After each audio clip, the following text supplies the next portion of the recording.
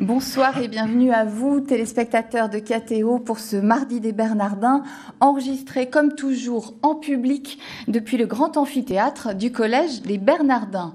Citoyens, suffit-il de s'indigner? C'est la question que nous nous poserons ce soir pendant 52 minutes d'antenne, en compagnie de nos 4 invités. Et ces invités, eh bien, je vous les présente tout de suite. Jacques Barrot, bonsoir monsieur. Bonsoir. Vous êtes membre du Conseil constitutionnel depuis mars 2010. Impossible d'énumérer en quelques secondes les fonctions d'élu, puis les postes dont vous avez eu la responsabilité durant votre carrière. Plusieurs fois ministre du commerce et de l'artisanat, de la santé et aussi du travail. Vous avez également été vice-président de la Commission européenne de 2004 à 2009, chargé de la justice, de la liberté, de la sécurité et des affaires intérieures, sans oublier évidemment vos mandats parlementaires ou locaux exercés en Haute-Loire, qui, si je ne me trompe, votre département d'origine. Alors, cette année est paru cet ouvrage, De l'indignation à l'engagement. Et cet ouvrage, vous l'avez coécrit avec Christophe Bellon, qui est ici ce soir, dans cette salle. Dans ce livre paru au CERF, consacré à l'humanisme d'inspiration chrétienne, vous retracez les sources de l'engagement chrétien, depuis Léon XIII jusqu'à la création de ce qui deviendra plus tard l'Union européenne. Et pour donner de l'incarnation à ces relations entre foi et politique, vous proposez dans cet ouvrage 4 portraits de personnalités qui ont en commun leur engagement dans la résistance. Germaine Poncet-Chapuis, Eugène Claudius-Petit, André Diligent et Joseph Fontanet. Voilà, nous aurons l'occasion de reparler avec vous, d'évoquer cet ouvrage. À vos côtés, Marianne Kraft. Bonsoir, madame. Bonsoir. Vous êtes directrice de grands projets dans un groupe bancaire. Vous étiez mutualiste, qui reste mutualiste, oui. Et également membre du Conseil national du MoDem. Vous êtes l'auteur de cet ouvrage, paru cette année également, La Révolution humaniste, chez Salvatore, et préfacé par François Bayrou. Voilà. Jean-Paul Delevoye, bonsoir monsieur. Bonsoir madame. Vous êtes président du Conseil économique, social et environnemental depuis 2010 et également, je crois, toujours maire de Bapaume dans le Pas-de-Calais.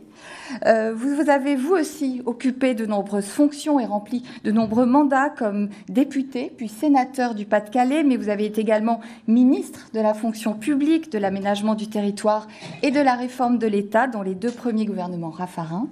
Pendant 7 ans, jusqu'en 2011, vous avez été médiateur de la République.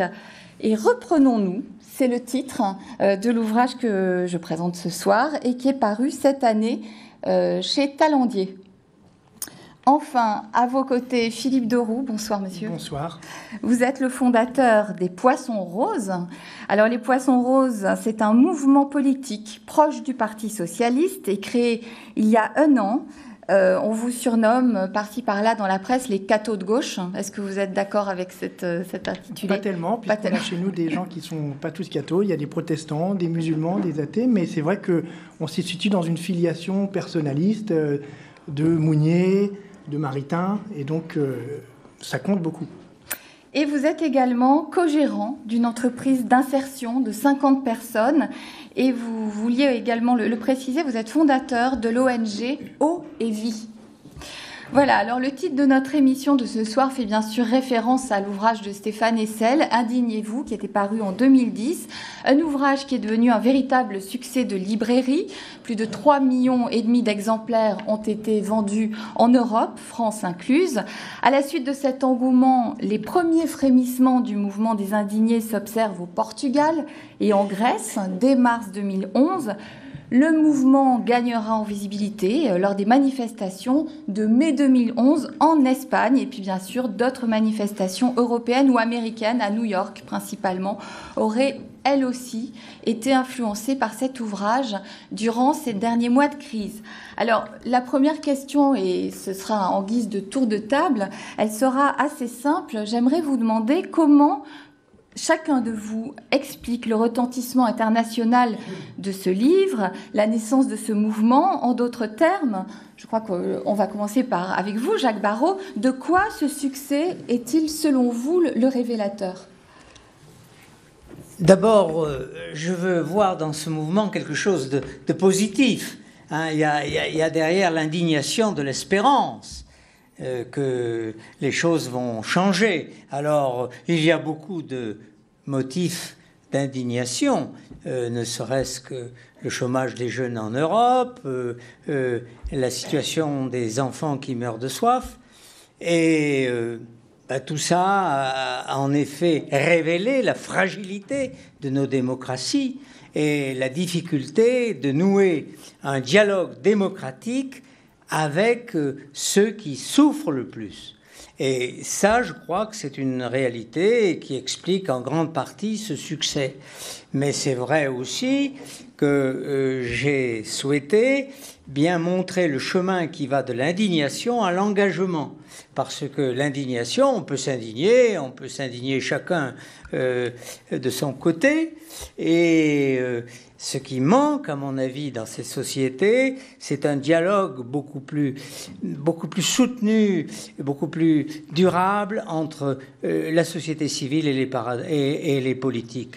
Et il y a là un problème, Jean-Paul Delevoye, je sais, s'efforce de faire que ce Conseil économique et social et environnemental soit un peu ce lieu du débat et du dialogue, mais néanmoins, je pense qu'il y a une surdité des politiques de manière générale, et j'ai tendance un peu à mettre tous les politiques dans le même sac, si je puis dire.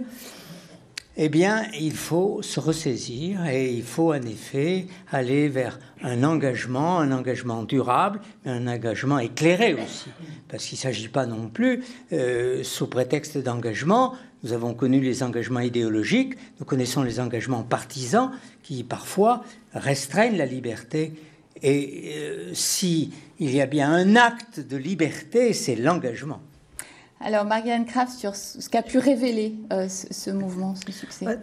D'abord, l'indignation, c'est un sentiment de colère, c'est un sentiment qui est déclenché par de l'émotion, par une action injuste, par une souffrance. Et il y a en effet une souffrance de ces peuples, surtout après cette crise-là que l'on vient de vivre. Et donc, je pense que c'est une saine réaction face à l'injustice, face à l'inhumanité, face à la pauvreté, face à la souffrance des populations, et que s'il n'y a pas d'indignation, on est dans la passivité et dans la soumission. Cependant, l'indignation, elle peut aussi être dangereuse si elle n'est pas immédiatement suivie d'une phase d'analyse, d'explication, et elle peut se transformer facilement en révolte.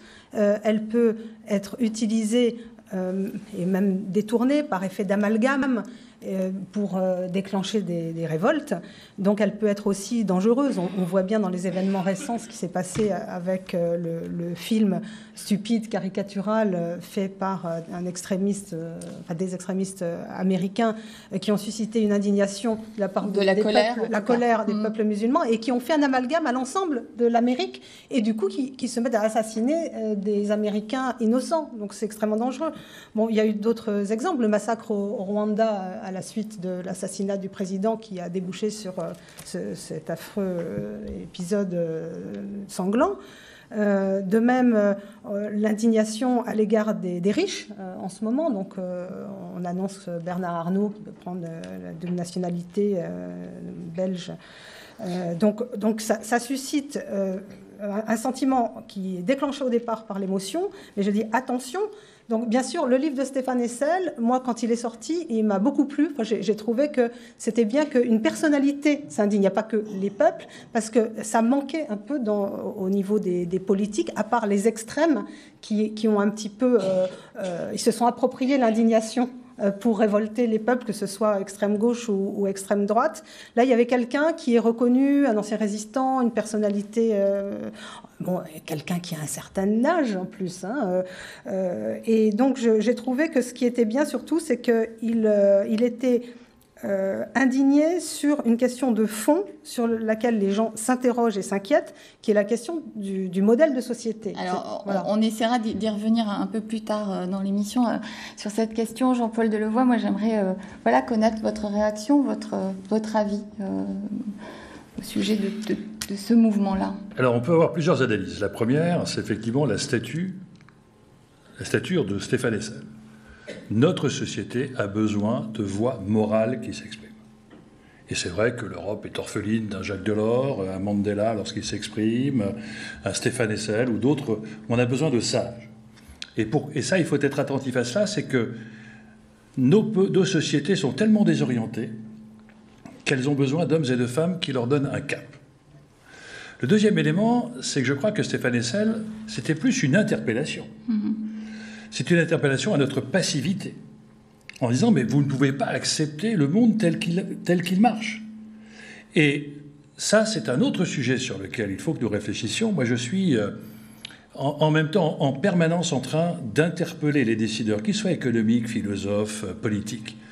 Nous sommes dans une période très particulière. C'est-à-dire que les sociétés fonctionnent avec 3 très grands moteurs, les espérances, les peurs et les humiliations. Et nous sommes dans une période où les espérances collectives ont disparu. Communisme, libéral, philosophique, religieuse et politique. Et quand les gens ne croient plus à des espérances collectives, même les politiques aujourd'hui apparaissent plus comme des stratégies de conquête de pouvoir que porteurs d'un projet d'espérance. Et quand on laisse désertifier les espérances collectives, on ouvre la porte à celles et ceux qui gèrent les peurs et les humiliations. Et nous n'imaginons pas, aujourd'hui, j'avais eu cette formule, que nous sommes en pleine crise financière et la préoccupation légitime des politiques, c'est d'apaiser les marchés. Mais apaiser les peuples, c'est plus important, car quand on humilie un peuple, on a la révolte du printemps arabe. On nourrit des forces qui vont détruire le système qui vous a mis dans cette situation. Et Stéphane Hessel, qui a connu la guerre parce que les Allemands ont choisi Hitler, pas parce qu'ils étaient nazis, parce qu'ils étaient humiliés par le traité de Versailles. Les Tunisiens ont renvoyé le régime de Ben Ali parce qu'ils étaient exploités par Madame Ben Ali, coiffeuse. Donc on voit bien qu'aujourd'hui, notre système économique est en train d'humilier et qui fait que quand on est au chômage à 40 ans, licencié brutalement, avec un bac plus 7, on n'est pas malheureux, on est humilié. Il y avait d'abord un slogan, on est dans une hypocrisie totale où on prône l'inclusion en acceptant des mécaniques d'exclusion. Le slogan et je crois que c'est cela, ouais. Stéphane Hessel. C'est un appel à notre conscience, un appel à notre mobilisation en disant ce monde va dans une mauvaise direction. Il faut absolument que les uns et les autres, nous retrouvions une espérance collective. Sinon, nous aurons une offre politique qui sera de plus en plus accrochée à un pouvoir et nous allons déchirer nos peuples parce qu'au lieu de défendre une cause collective, en l'absence de cette cause collective, on défendra les intérêts. Et les jeunes s'opposeront aux anciens, à ceux qui travaillent, à ceux qui ne travaillent pas, les bien portants. Les peuples se grandissent par la transcendance des causes, ils se déchirent par la défense des intérêts. Et aujourd'hui, nous sommes dans une défense d'intérêts personnels, avec un racisme social qui est en train de se mettre en place. Et c'est quelque chose de tout à fait désespérant, parce que même, je connais le combat de Jacques Barrot pour l'Europe, regardez, qu'a-t-on fait de cette formidable espérance européenne ? Aujourd'hui, c'est une désespérance au point que tous les jeunes actifs vont contre l'Europe. Et ça, c'est un phénomène politique incroyable. Ceux qui devraient avoir confiance en l'Europe sont celles et ceux qui votent contre. Et ceux qui ont un patrimoine votent pour. Donc aujourd'hui, nous sommes vraiment dans un moment politique majeur. Il y a un certain nombre de carrefours qui doivent être pris. Si nous n'y prenons pas garde, nous risquons d'avoir des mouvements et des révoltes qui risquent d'être tout à fait préoccupants. Avant de donner la parole à Philippe Deroux, Jean-Paul Delevoye, je voulais souligner que dans votre rapport annuel, le dernier, en tant que médiateur en mars 2011, vous avez attiré l'attention sur ce burn-out de la société française, et ça correspond aussi avec la période où ce livre a connu tant de succès, où ce mouvement a connu tant de succès. Oui, alors en même temps, il faut être attentif, c'est-à-dire qu'il y a une résonance mondiale. Il y a ce phénomène assez paradoxal que c'est une personne très âgée, mais qui était applaudie par des millions de jeunes. Mais rappelons-nous Jean-Paul II. Même chose. Donc quand on dit qu'il y a des problèmes d'âge, pas du tout. Il y a un déficit de slogan, il y a un déficit de crédit. Nous sommes aussi dans un moment où la parole publique est discréditée. Et on a besoin d'hommes et de femmes qu'on écoute parce qu'on leur donne un certain crédit. Il n'y a plus de crédit dans la parole publique. Et on ne sait plus à qui croire. Et là, c'est un autre danger de notre société, c'est que les espérances, elles sont concurrentes. C'est-à-dire, quand je ne crois plus à l'avenir de mon pays, eh bien, je me réfugie dans le commerce de la drogue, dans la scientologie, dans l'économie souterraine ou dans d'autres chemins qui me donnent, eux, une espérance, une considération. Et quand je vois que les jeunes, par Gilles Kepel, quelle est l'administration pour laquelle vous avez le plus de rejets dans les banlieues? C'est pas la police, c'est l'école. Donc toutes nos espérances républicaines sont aujourd'hui perçues par un grand nombre de nos concitoyens comme des chemins d'exclusion et non pas des chemins d'inclusion. D'ailleurs, il y a un slogan des indignés qui était « Nous ne sommes pas contre le système, c'est le système qui est contre nous ». Évidemment, et quand le système vous met dans cette situation, vous n'avez que deux solutions, vous détruire ou détruire le système. Et par contre, peu d'écho en France, mais regardez le mouvement 99, regardez en Italie, on a viré les politiques, on a pris les professionnels, regardez en Irlande ce formidable réussite à 20% de ce clown. Mais pas parce qu'il est clown, c'est parce qu'en étant clown, il a fait passer pour des clowns les professionnels politiques, et aujourd'hui, il est en train de conquérir des mairies. Donc attention à ce qu'aujourd'hui, nos politiques, qui restent enfermés dans des stratégies de conquête de pouvoir, fait qu'ils vivent sur des émotions alors qu'on a besoin de convictions. Philippe Deroux, sur votre réaction justement à ce thème. C'est vrai que nous, au Poisson Rose, beaucoup de gens sont venus chez nous justement parce qu'ils frétillaient d'une indignation, quoi. Il y avait quelque chose de cet ordre-là. Donc il se trouve que nous, on a rejoint, parce que Stéphane Hessel est porteur d'une des 5 motions pour le prochain congrès du Parti socialiste à Toulouse, et qu'on a été invité à rejoindre cette motion avec donc Pierre Laroutourou. Donc c'est vraiment un sujet d'actualité pour nous. Et c'est vrai qu'au sein des Poissons Roses, il y a énormément de gens qui ont des engagements sociaux, des engagements dans la vie sociale, associative, et puis qui côtoient au jour le jour ces injustices. Et donc c'est quelque chose de, si vous voulez, qui nous prend aux tripes. Qui est, à mon avis, pour moi, le signe d'une forte crise de passage, en fait. Et par exemple, en discutant avec Jean-Claude Guilbeault, qui travaille aussi avec nous, il a bien décrit en disant qu'en gros, la crise qu'on vit actuellement, c'est aussi important que le passage du néolithique du paléolithique au néolithique, si vous voulez. Donc les gens pouvaient regretter qu'on chasse plus le mammouth, qu'il fallait faire la culture, etc. Mais c'est comme ça. Et actuellement, lui dit, Jean-Claude Guilbeault, que c'est à peu près quelque chose du même ordre, et que du coup, c'est difficile de mettre les mots là-dessus, parce que c'est une crise, un passage extrêmement important, donc c'est difficile de mettre les mots et de la décrire, et donc déjà, c'est énervant, on est en colère. Et la deuxième chose, c'est qu'il y a quand même une perte du sens de l'action collective, et que ça s'est liquéfié un peu avec aussi quand même la crise de l'individualisme à outrance, quoi. Bon. Et que du coup, vous parliez des pertes des espérances communistes, etc. Justement, le mouvement des indignés fait que les gens se retrouvent à la Puerta del Sol, avec les réseaux sociaux, ne savaient pas trop pourquoi, etc. Ils étaient très énervés, ils disaient il faut qu'on fasse quelque chose. Et puis du coup, ça a créé quelque chose de l'ordre de on se retrouve ensemble à nouveau, quoi. Bon. Et donc ça, nous, les Poissons Roses, on est sensibles à cette nouvelle manière de faire qui est très en réseau, si vous voulez, qui fait que les gens veulent être des contributeurs, en fait. Ils veulent faire la politique autrement. C'est pas seulement genre, on va se mettre sur une estrade et nous raconter ce qu'il y a à faire. Les gens sont éduqués, même si les mots sont durs à mettre, etc. Il faut qu'on travaille là-dessus, mais ils veulent contribuer. Ils veulent être un réseau social de contributeurs, et ça pose le problème de l'indignation, le problème de la crise de la représentativité.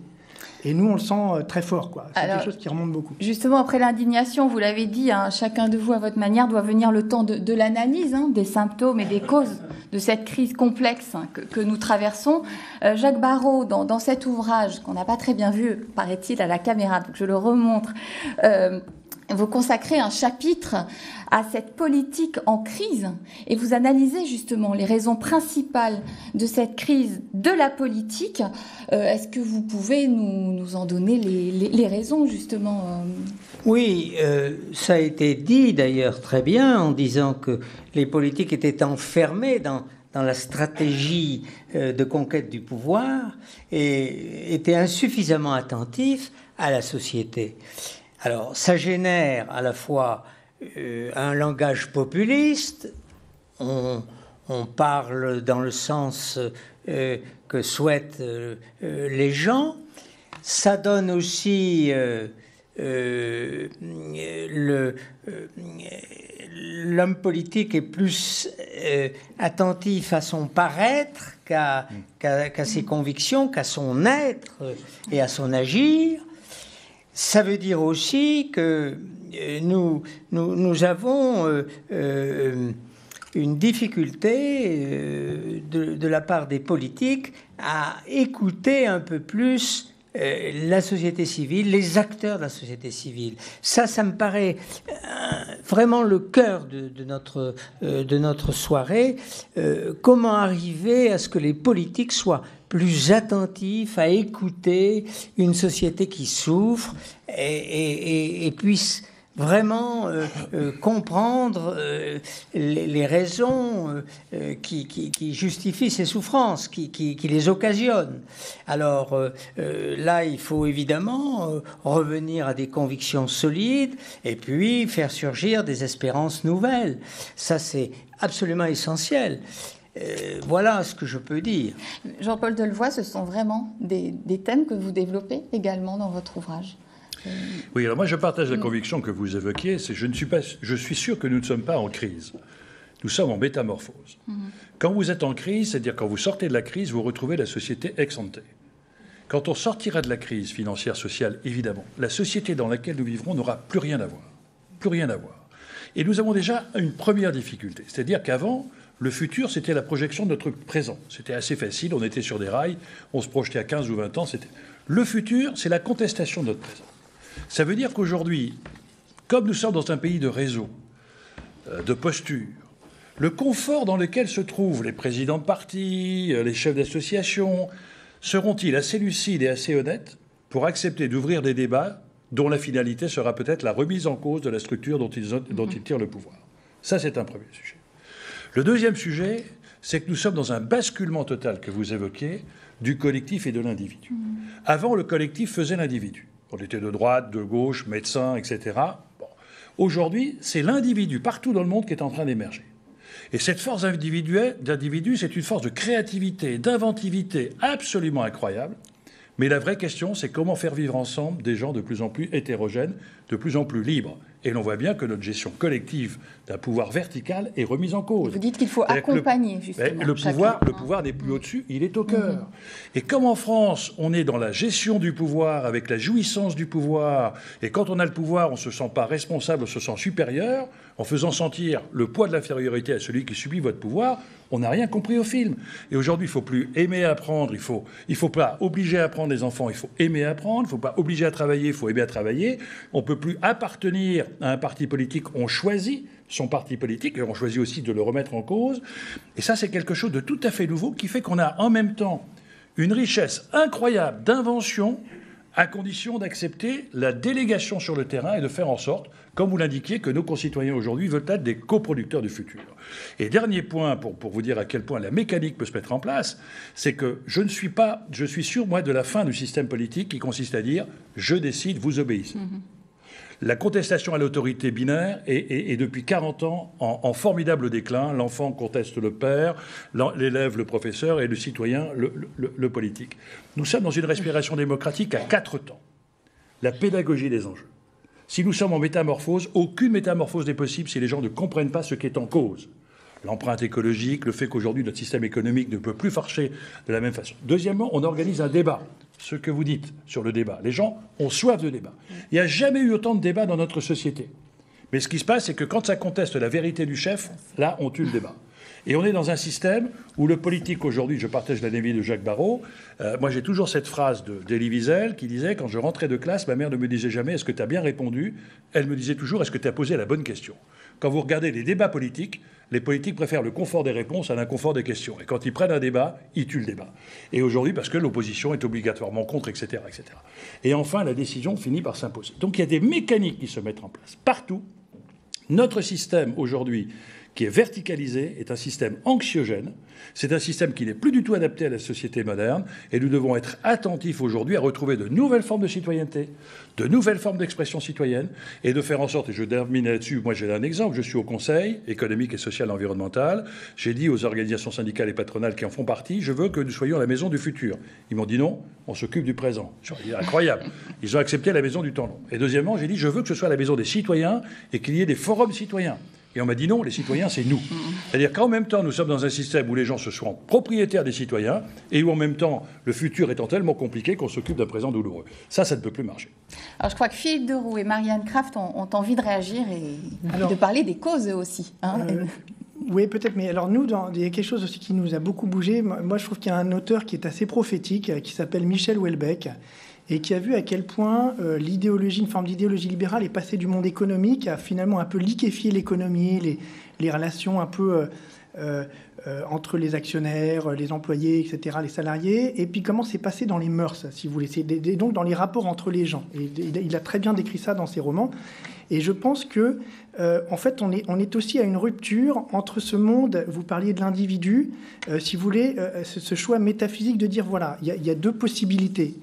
De dire, soit je suis un individu maître de ma vie et de mon destin, un petit peu la pensée actuelle profonde, quoi, si vous voulez, soit nous, ce qu'on essaie de mettre en avant, nous sommes avant tout des personnes reliées dans la vie, si vous voulez. Et ce lien et cette relation priment tout.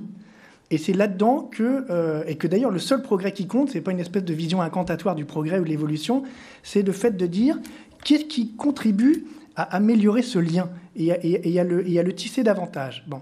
Et donc du coup, cette crise de passage est très importante parce que il va falloir sortir de la gangue du premier pour revenir dans le deuxième. Et nous, c'est ce qu'on dit d'ailleurs beaucoup à gauche. On dit si on est dans un grand écart impossible entre ces deux choses, on ne pourra pas inventer la transition écologique et le modèle de croissance de demain qui, par nature, sera un modèle coopératif, si vous voulez. Bon.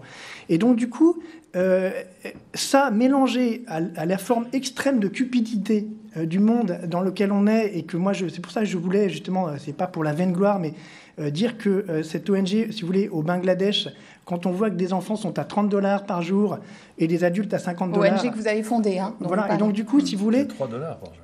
$30 par mois, pardon. Ah, $30 par mois. Oui, oui. $30 pour les enfants, $50 si vous voulez pour les adultes. Donc il y a quelque chose de l'ordre d'une cupidité, quelque chose de l'ordre qui est vraiment insupportable, si vous voulez. Et c'est aussi ça. Et comme on a du mal à mettre les mots dessus, et que la grille de lecture de l'aliénation, si vous voulez, dans les rapports économiques, a un peu aussi explosé, parce que c'est vrai que le marxisme, qui était quand même une grille de lecture, qui donnait aussi certaines clés.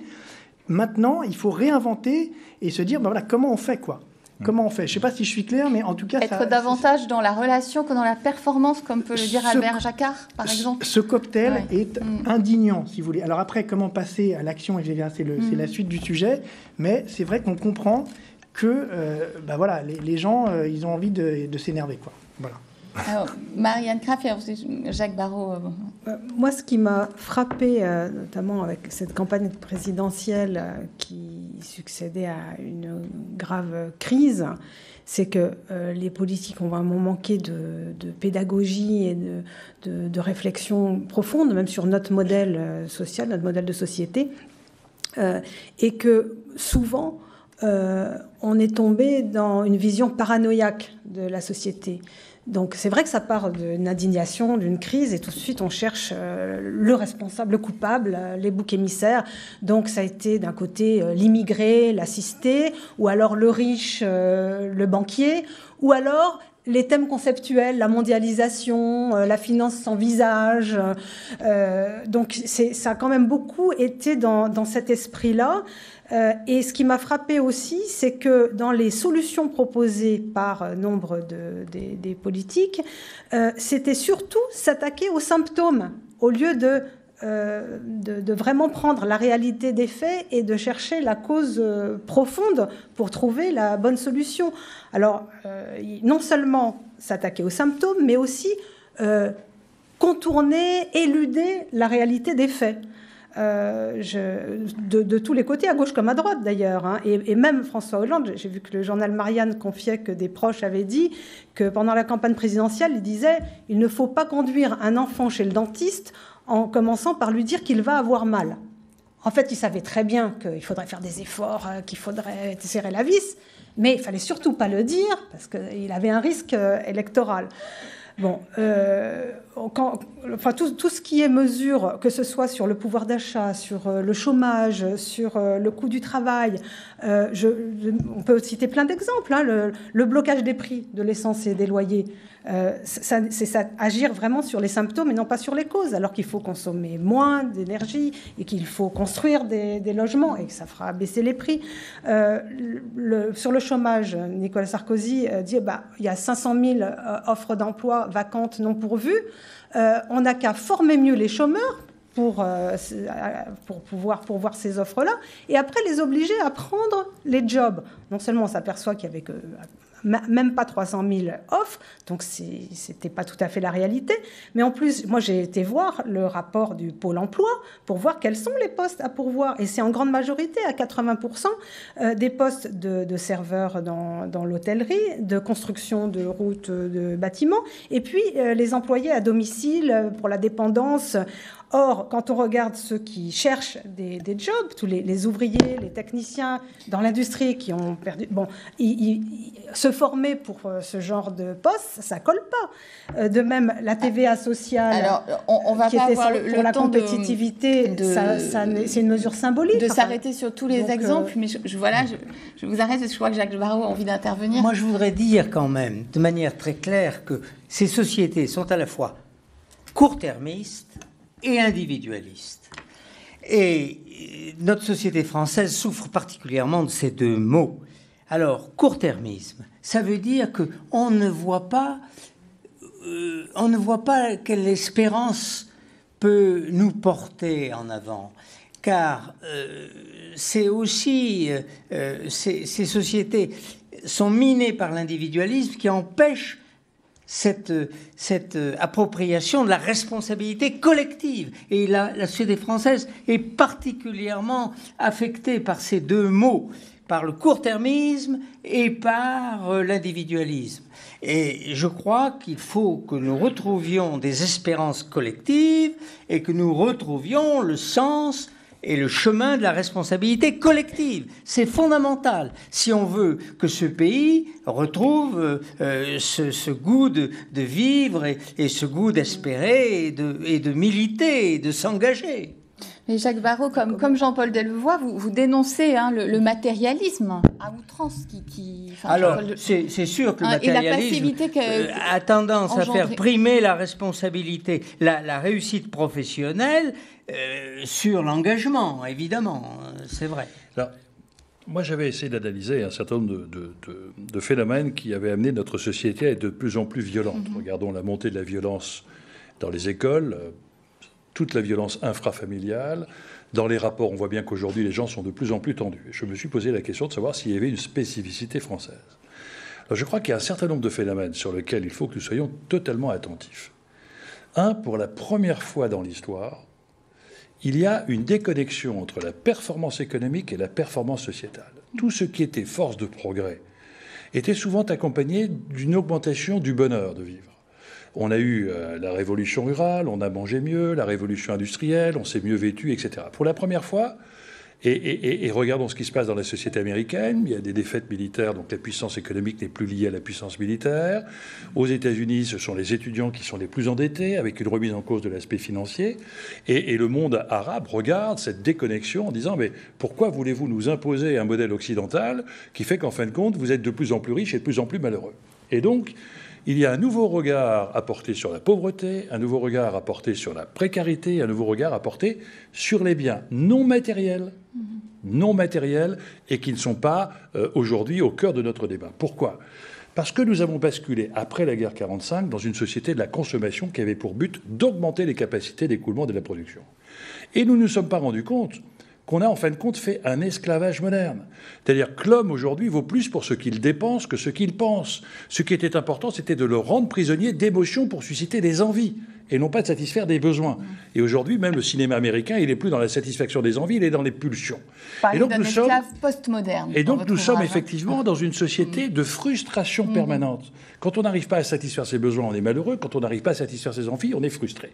Et donc aujourd'hui, on voit bien que je crains les révoltes alimentaires chez nous. Pourquoi les grands magasins que je surveille me disent chute des dépenses alimentaires, chute des dépenses vestimentaires, explosion des smartphones, explosion des jeux, parce que ne croyant plus à ma capacité de peser sur un quotidien, je joue parce que j'espère qu'à demain... Mais on s'aperçoit que si demain, la croissance va ralentir, à croissance de 1%, il faut doubler votre pouvoir d'achat en 70 ans. C'est-à-dire que notre méthode à nous, qui a consisté à dire tu travailles, tu gagnes de l'argent, tu fais des économies, tu as un patrimoine, c'est fini pour nos jeunes. Si on n'a plus la capacité de leur donner du bien matériel, il faut qu'on leur donne des biens immatériels. et qu'on réinvestisse dans la notion du sens. Quel est le sens que je donne à ma vie? Et c'est effectivement qu'on revient dans la société de partage, c'est-à-dire qu'il faut qu'on inverse les réflexes. Ce que vous disiez, madame, moi m'inquiète. Moins on a de capacité d'avoir une vision à long terme, plus on se réfugie sur le court terme. On est dans le réflexe du naufragé qui est en train de taper sur son sauveteur. Plus on doit partager, plus on garde pour soi. Plus on veut penser monde, plus on pense proximité. Donc nous avons des réflexes démocratiques qui aujourd'hui sont suicidaires pour nos démocraties, parce que quand il y a une perception juste ou injuste du développement des inégalités, juste ou injuste de ne pas se sentir représenté par une classe politique, à chaque fois, ça s'est passé 3 fois dans l'histoire, la porte était ouverte au populisme et à l'extrémisme. Et donc aujourd'hui, l'on voit bien que si nous n'y prenons pas garde, le système économique, dans cet formidable emballement qui fait de plus en plus d'hommes malheureux, aucun système économique et politique ne s'est construit sur la désespérance des hommes. Nous avons un vrai sujet. Et aucun système politique ne se construit sur l'absence d'espérance politique. Sinon, c'est le dictature qui est en train de se mettre en place. Mais c'est aux hommes politiques aussi la réponse est politique. L'objectif. On est d'accord. De donner de l'espérance. Voilà. On est d'accord. Mais la question que pose madame, c'est est-ce qu'un homme politique qui dit la vérité est élu? Oui, sauf que... oui. Si c'est une vérité qui s'exerce sur le long terme, oui. Non, M. Hollande aurait fait campagne en disant « Vous inquiétez pas, dès que j'arrive, je fais payer les retraités, je fais etc. » Est-ce qu'il aurait été élu? La question, c'est que nous sommes aussi, nous, responsables. Mais il aurait dû expliquer ce que la France est capable de faire dans l'avenir. Jacques, on est aussi consommateur du politique. On est tous un peu hypocrites. On va trouver son député en disant « Je vote pour toi à condition que tu maintiens ma niche fiscale. » Si aujourd'hui, nous ne réveillons pas notre citoyenneté, il faut que nous restaurions le politique. Il faut que nous restaurions le syndicalisme. Les Français. Non, je pense que les Français sont prêts à entendre la vérité. Mais je crois que les politiques ont peur de perdre les élections et de ne pas... Et donc aujourd'hui, il y a un moyen de rapprochement d'une conscience politique, d'un réveil citoyen, à condition d'aider le politique. La vérité sans espérance, ça ne peut pas marcher. On est tous emballés, hein, les poissons rouges. Allez, Rose, Rose, attention. Hein. Rose, pardon. Voilà. Rose comme le congrès d'Épinay. Voilà. Alors. Donc, et vous allez à la pêche au voie avec les poissons roses. Ah, oui, d'accord. On lance les filets très largement. Non, mais c'est vrai que ça pose quand même la question aussi de... Alors, on ne va pas réinventer l'eau chaudière, mais comment on fait la politique actuellement? Il y a quand même Ça pose la question des nouvelles formes d'engagement, voilà, les nouvelles formes, c'est-à-dire que maintenant, la créativité, elle se situe dans les réseaux sociaux, dans Wikipédia, ou le partage de la contribution, mais en même temps... il faut fonder l'action, quoi. C'est ça. L'action, c'est bien, et on en parle souvent, c'est-à-dire qu'il faut revenir à des principes, quoi. Qu'est-ce qui sous-tend cette action? Et c'est d'ailleurs les mouvements des indignés. C'est aussi quelque chose c'est très sympathique, c'est créatif, il se passe plein de choses, ils dénoncent, ils sont quand même très créatifs, hein, parce qu'on a beau dire, oui, l'altermondialisme, qu'est-ce que c'est que ces machins-là, etc. Sur tout ce qui est réflexion sur les nouveaux moyens financiers, sur les systèmes coopératifs dans les entreprises, comment garder la chaîne de valeur, la gouvernance des entreprises. Il se passe quand même plein de choses, c'est pas que des gens avec des cheveux verts et tout qui se baladent à Puerto del Sol, quoi. Bon. Et Jean-Paul Delevoye le disait, le changement viendra plus de l'extérieur que de l'intérieur. Je pense que les partis, effectivement, vont être un peu ensemencés par ces gens qui se disent, voilà, qu'est-ce qu'on fait? On y va. Et il y a quand même une forme d'espérance, si vous voulez. Il y a quand même une forme d'espérance qui est peut-être un peu moins... peut-être grandiose que ce qu'il y avait, mais quand même l'espérance, justement, nous, on la situe dans resituer un lien, dans le fait que finalement, c'est ça qui compte, et c'est dans ce lien avec les autres que je définis ma nature et ma personne et que je me développe, quoi.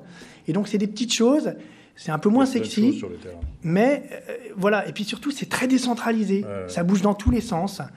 Et quand on est connecté avec ça, finalement, on se dit, et c'est nous aussi qui nous a appelés à vouloir, si vous voulez, transposer ça en politique.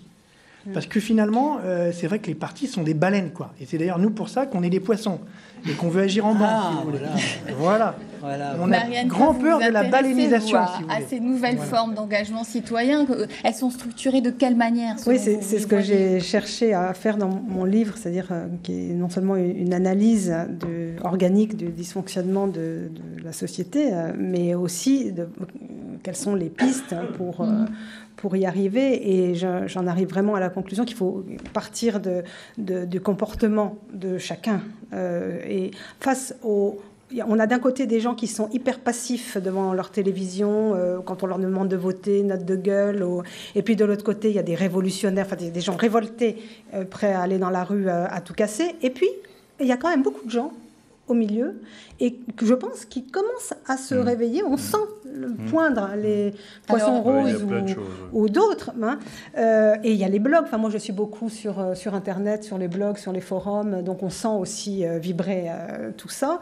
Et on sent une conscience là qui s'éveille.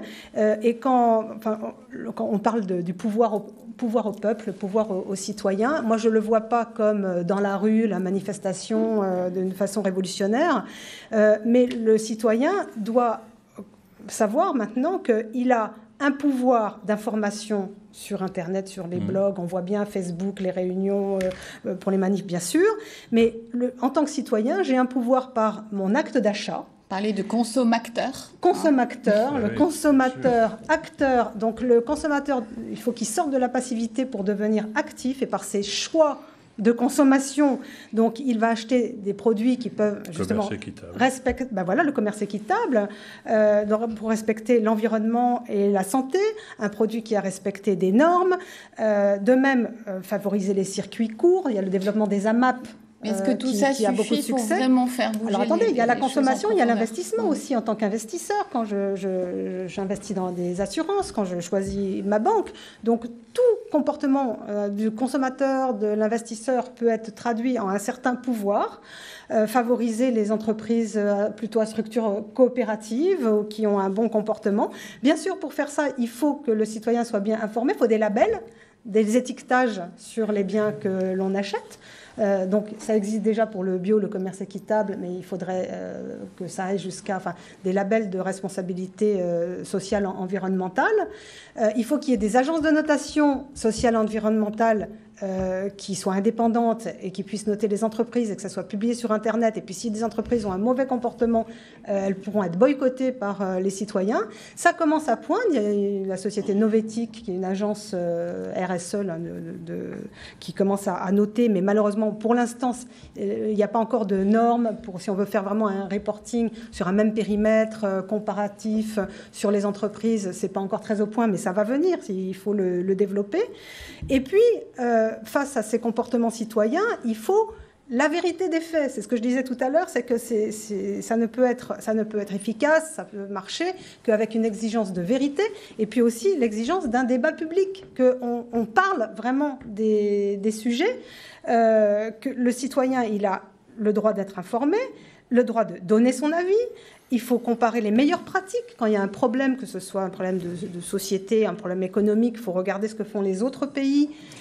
Et ça manque. Quand M. Delevoye disait il n'y a jamais eu tant de débats, moi je trouve qu'il y a certains débats, mais on manque beaucoup de débats de fond.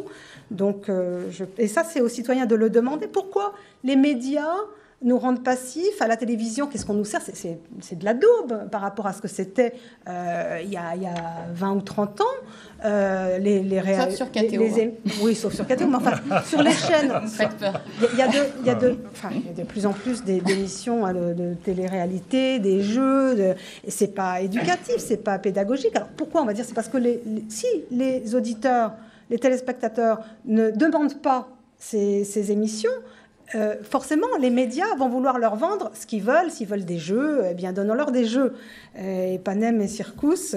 Mais en fait, si on commence, nous, citoyens, à s'éveiller et à demander ces débats, à demander ces bonnes émissions, les télévisions vont y venir parce qu'elles vont avoir de l'auditoire. Donc, il faut bien commencer par le comportement citoyen. Ouais. Mais les gens sont demandeurs de débats à condition de ne pas être instrumentalisés. Et donc, je crois qu'il y aura une nouvelle forme de débat citoyen de proximité.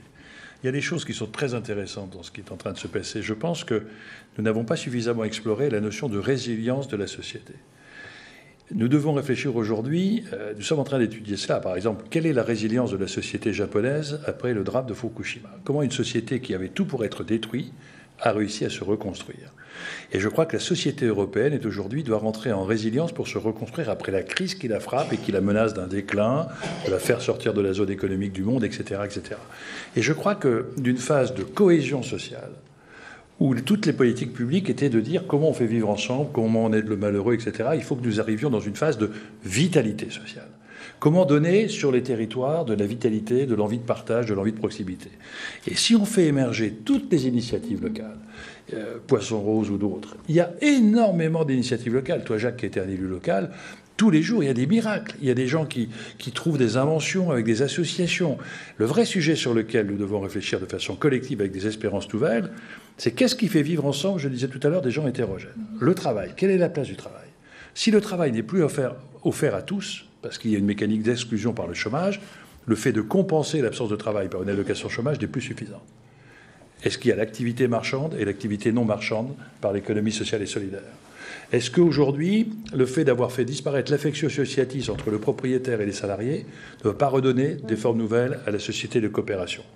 Est-ce que l'économie circulaire dans laquelle on doit rentrer, on ne peut plus aujourd'hui extraire, transformer, consommer, jeter, on a déjà dépassé de 130% l'empreinte écologique du monde. Il faut que nous réinventions, et je crois que Hélène MacArthur disait qu'à l'échelon de l'Europe, c'est sur 10 ans 500 milliards d'économies d'euros si on a un système d'économie. Donc tout est à inventer, c'est un moment formidable, mais en même temps, bonsoir de bonsoir, que la France retrouve le sens du risque. La France était le siècle des Lumières, et aujourd'hui, pour beaucoup de Français, le progrès n'est plus facteur d'opportunité, c'est facteur de risque. Et aujourd'hui, on trouve et on exploite à l'étranger. Donc il faut redonner le sens de l'aventure, le sens de l'humain, le sens du risque. Et je peux vous dire qu'en libérant les énergies, la France peut retrouver... Et le potentiel est là, vous le dites bien. Voilà. Hein, et que l'Europe, c'est pas une monnaie, c'est un projet politique. Oui, mais pour se dépasser, il faut encore être motivé par une grande cause. Alors ça peut être la cause de la protection des enfants, ça peut être la cause de l'Europe, ça peut être la cause d'une organisation mondiale plus attentive à l'environnement, mais il faut que nos vies soient éclairées par une grande cause. Absolument. Jacques Barrot, d'ailleurs, vous appelez à ce nouvel âge de l'humanisme chrétien. On est au Bernardin ici, donc je pense que c'est important de souligner. Vous consacrez véritablement une partie importante de cet ouvrage. Je suis convaincu que la crise des églises est en partie aussi un peu à la source de nos difficultés. Parce que c'est aussi un peu ce pari théardien qui consiste à ce que l'humanité, j'en suis un peu responsable, et il faut que je la fasse progresser vers son achèvement. Et ça, je reste convaincu que l'Église s'est un peu repliée sur le salut individuel et a insuffisamment expliqué ce que pouvait être le salut collectif d'une humanité réunie, rassemblée. Et vous ajoutez d'ailleurs qu'une conscience chrétienne n'a pas besoin d'une dénomination chrétienne pour agir. Son rayonnement est dû à la force de son attachement aux valeurs sur lesquelles elle ne peut transiger. Donc vous y faites beaucoup référence à ces exigences, à ces valeurs. Nous allons avoir un problème terrible avec le problème de l'adoption par un couple homosexuel. Eh bien, je dis très simplement, je pose la question, est-ce que nous pouvons disposer d'un enfant qui n'a pas eu la parole au moment où, précisément, ses parents se sont unis. Et c'est là une vraie question, une question essentielle, sur laquelle il faut, je crois, en éliminant évidemment toutes les caricatures et tous les symboles excessifs, il faut réfléchir et il faut se demander si le principe de précaution ne doit pas s'appliquer précisément dans ce domaine. Mais je n'en dis pas plus long, je suis tenu par l'obligation de réserve. Philippe Deroux, vous vouliez intervenir pour revenir sur donc quand même sur les indignés là, qui nous intéressent, mais c'est pas pour dire qu'on était sorti du sujet, mais juste la chose, c'est quand même il y a une forme quand même d'excitation sur le fait qu'on va pouvoir inventer un nouveau modèle, que le passage est hyper intéressant, qu'il y a plein de choses à faire, que ça se bouge, etc. Mais on n'y passera pas tant qu'on n'aura pas quand même mis sur la table la question de la justice sociale. Or, il y a quand même à l'œuvre dans l'économie, à l'œuvre dans les rapports entre les gens, et même dans les entreprises qui vont pas très bien, cet individualisme dont vous parlez à outrance, qui est en train de liquéfier tout ça, et puis surtout quelque chose de l'ordre il va falloir traiter par exemple la crise de la dette, qui est aussi une crise générationnelle, etc. Et donc c'est aussi ça les indignés, quoi, si vous voulez. On ne passera pas à tous ces grands projets, toutes ces grandes espérances, ou ces Wikipédia, ou ces contributeurs, etc., sans avoir traité la question de la justice sociale, qui, moi, me paraît fondamentale actuellement, et qui est quand même le ressort essentiel de tous ces indignés, quoi. et dont on fait partie à notre modeste mesure. Il nous reste 1 minute pour le mot de la fin. Non, mais Marianne Kraft. Je vous en prie, madame. La courtoisie. Si on parle du modèle de société, on voit quelque part un échec d'un modèle capitaliste outrancier qui s'est vraiment fondé sur une compétition, la loi du plus fort, une sélection darwinienne, le matérialisme, le culte de l'argent. De l'autre côté, un socialisme qui a aussi échoué avec l'État médiateur qui devait tout faire pour compte du citoyen. Et il faut qu'on trouve le système, alors moi j'appelle ça un modèle humaniste que j'ai essayé de décrire dans mon livre. Il faut qu'on retrouve le lien social. Quand on délègue trop la solidarité à l'État qui devient médiateur, du coup, que ce soit intergénérationnel avec les retraites, sécurité sociale, l'assistance est déléguée et on a perdu le lien entre les gens. Et donc, il faut retrouver le lien entre les gens, il faut retrouver le lien local de proximité. La cause de l'homme. Et pour faire ça, je pense que ça passe bien sûr par les comportements et puis aussi par des nouvelles structures organisationnelles. Donc là, il faut innover des formes de société. Alors, c'est vrai je pense qu'il faut vraiment retrouver une démarche coopérative. C'est-à-dire il faut que la coopération reprenne le pas sur la compétition qui a été à outrance. Et ça peut s'organiser aussi. Alors on sent bien que les chantiers sur lesquels s'engager sont nombreux. On le sent aussi à vous lire, on le comprend. Donc je représente à nouveau, avant de clore cette émission, vos ouvrages. De l'indignation à l'engagement, Jacques Barrot, Christophe Bellon. Ça, c'est si vraiment on veut poursuivre le débat avec chacun de vous. La révolution humaniste, Marianne Kraft, et puis Reprenons-nous, Jean-Paul Delevoye. Voilà, puis Philippe Deroux une autre fois peut-être avec un ouvrage. On a déjà pas mal de boulot. Merci beaucoup de nous avoir suivis sur KTO. La semaine prochaine, vous retrouvez mon confrère Christian de Cacré pour une nouvelle émission, un nouveau mardi des Bernardins. Merci et bonsoir. Merci à vous.